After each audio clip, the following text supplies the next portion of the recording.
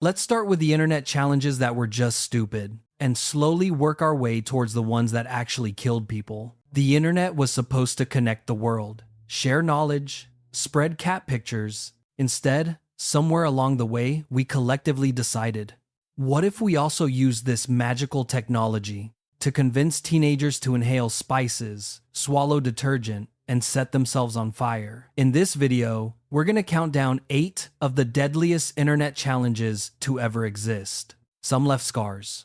Some left brain damage. Some left families planning funerals because of a trend that lasted 3 weeks. And just to be absolutely clear from the start, this is a warning, not a tutorial. Don't try any of these. Don't test them carefully. Don't do a safer version. Your life is not content. By the time we reach number 1, you'll see how a 15-second video idea can leave behind a lifetime of silence.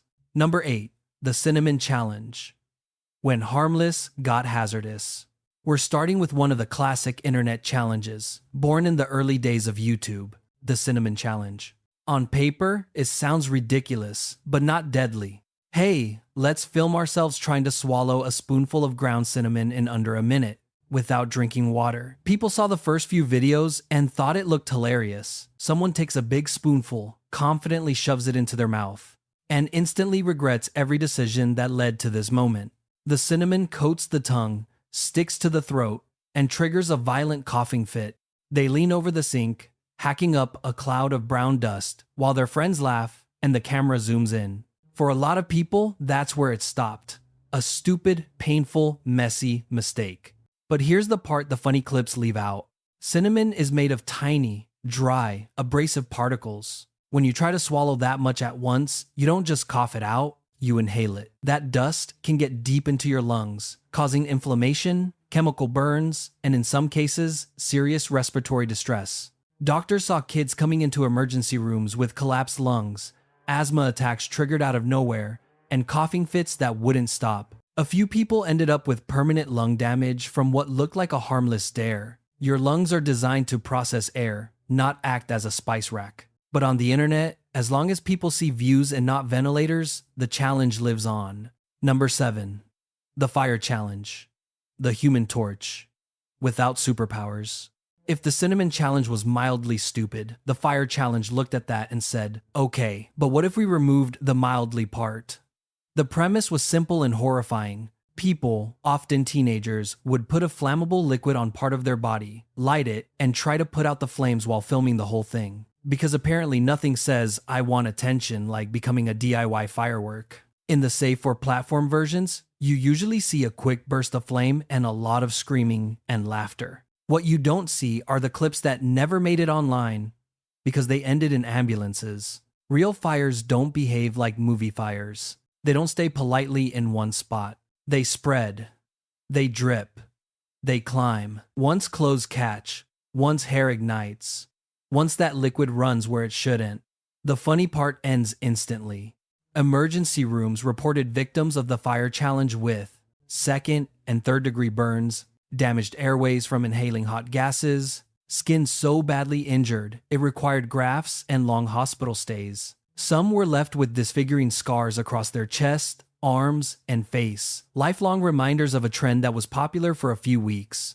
The internet can make danger look controlled and temporary. Look, they only lit it for a second, it's fine, but fire doesn't care about your upload schedule. Once it's out of your control, there is no rewind button. Who knew turning your own skin into a candle wasn't a great long-term strategy? Number 6. The Salt and Ice Challenge. DIY frostbite. Next up is a challenge that sounds like a science experiment, but acts like a slow-motion injury. In the Salt and Ice Challenge, people would press ice often with salt against their skin and film themselves to see who could last the longest. It looks harmless. Just ice, right? Kids play with snow all the time, but when you combine ice with salt, something nasty happens. You rapidly lower the temperature at the point of contact, much lower than normal ice on its own. On camera, it starts with laughter and trash talk. Come on, that's nothing, dude. I barely feel it. Then the laughter fades. The skin goes from red to white to unnaturally pale. The pain kicks in sharp, burning, like fire and cold at the same time.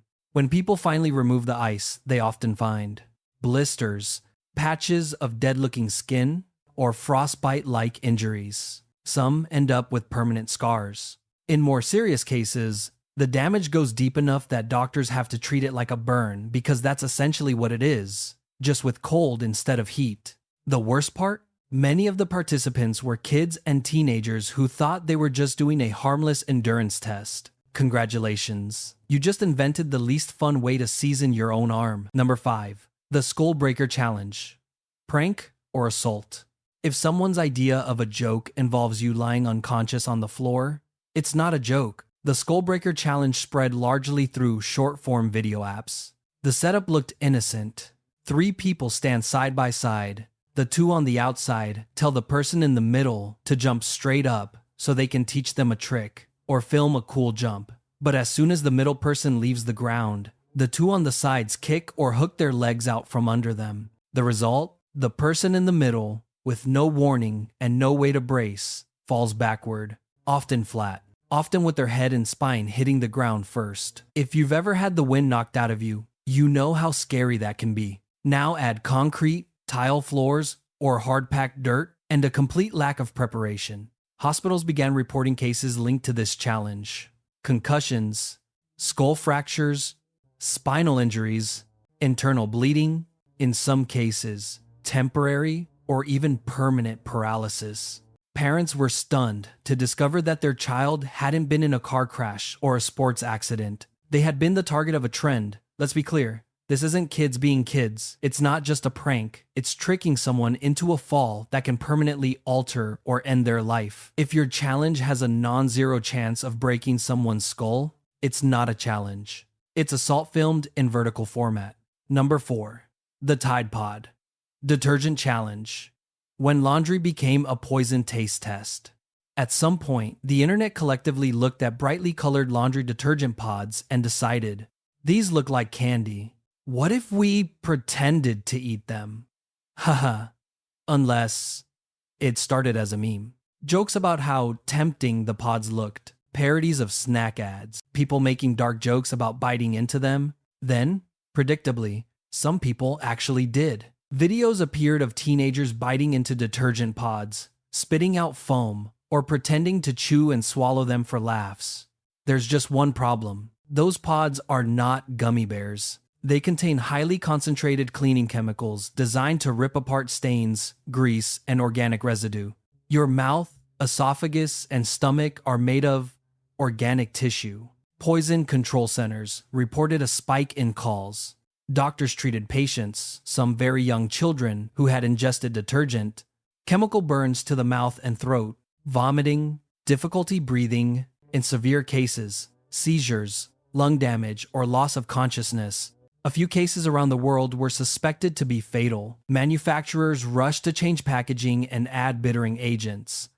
And platforms had to actively remove videos and ban related content. All because a product designed to clean your clothes got turned into a punchline, and then into a dare. Just because something is colorful and bite-sized doesn't mean it belongs anywhere near your mouth. Ask literally any poison control hotline. Number 3. Choking and blackout challenges. Playing games with oxygen. Some of the deadliest internet trends didn't involve fire or chemicals. They involved something even more basic. Air. Under various names and versions, choking challenges or blackout challenges promised a quick, intense rush by cutting off oxygen to the brain, long enough to feel dizzy or pass out, but not long enough to be dangerous. That last part is a lie. Sometimes the method involved holding the breath to extremes, sometimes using hands, belts, ropes, or pressure on the chest, alone or with friends.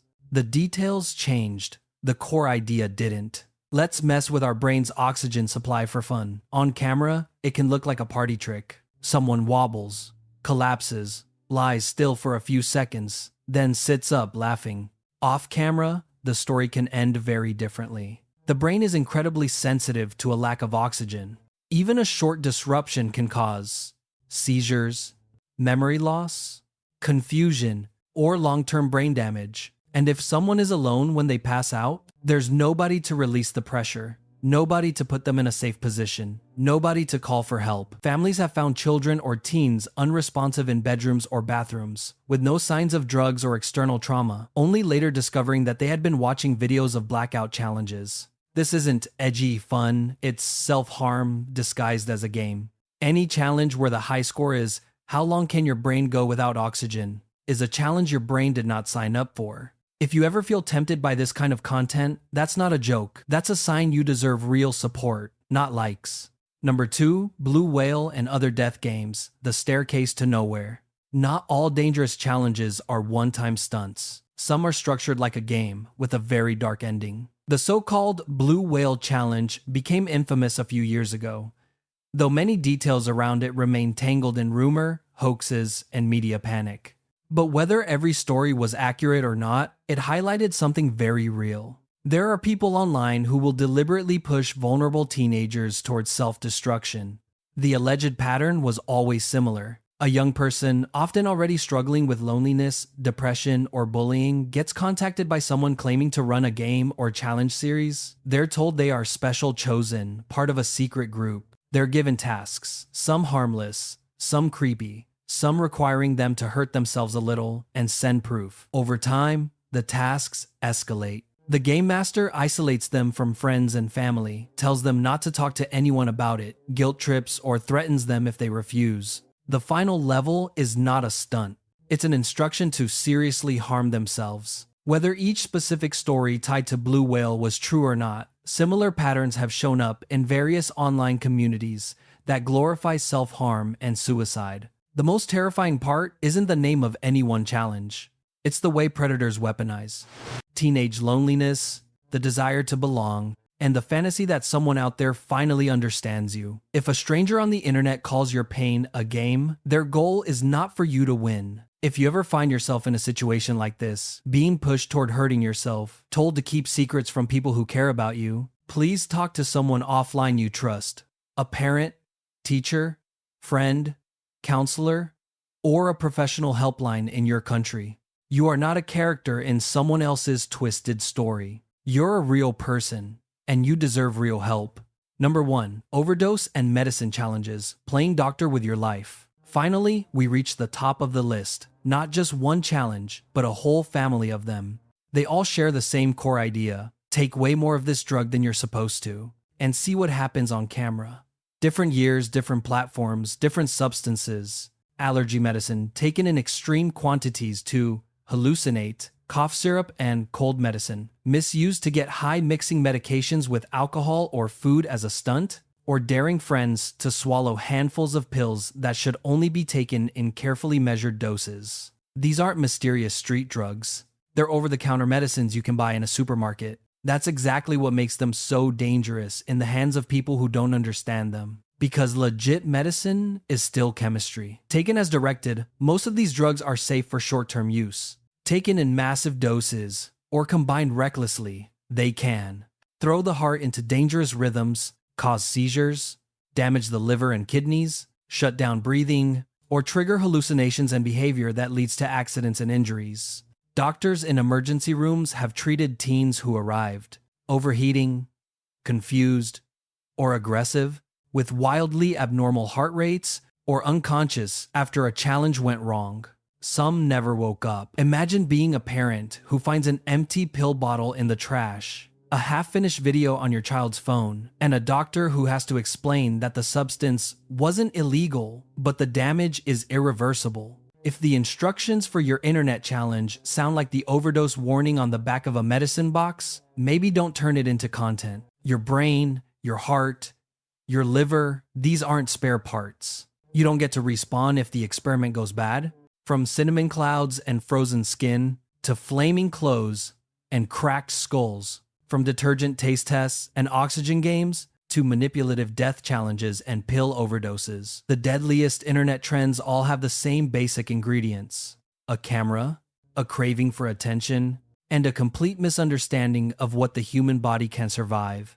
The internet makes it easy to see the best case scenario, the video where the person laughs, stands up, and collects views. What it rarely shows you are the hospital bills, the legal consequences, the months of rehab, the scars, and the parents sitting in quiet bedrooms that will never be messy again. So if you're watching this and thinking, I'd never be dumb enough to try that, great. Hold on to that. But if there's any part of you that feels tempted because you're bored, curious, hurting, or just want someone to notice you, please hear this. You don't need to risk your life to be interesting. You don't need to hurt yourself to be seen. And you definitely don't owe strangers on the internet a performance. If you're struggling with thoughts of self-harm or feel like these challenges sound appealing because you're in pain, talk to someone offline, a friend you trust, a family member, a teacher, or a mental health professional or hotline in your country. It's not being dramatic, it's taking yourself seriously, which is something these challenges will never do for you. Which of these internet challenges shocked you the most? And what's one trend you've seen online that made you think, yep, this is how natural selection works in the 21st century? Let me know. And remember, the most rebellious thing you can do against a stupid trend is refuse to play along.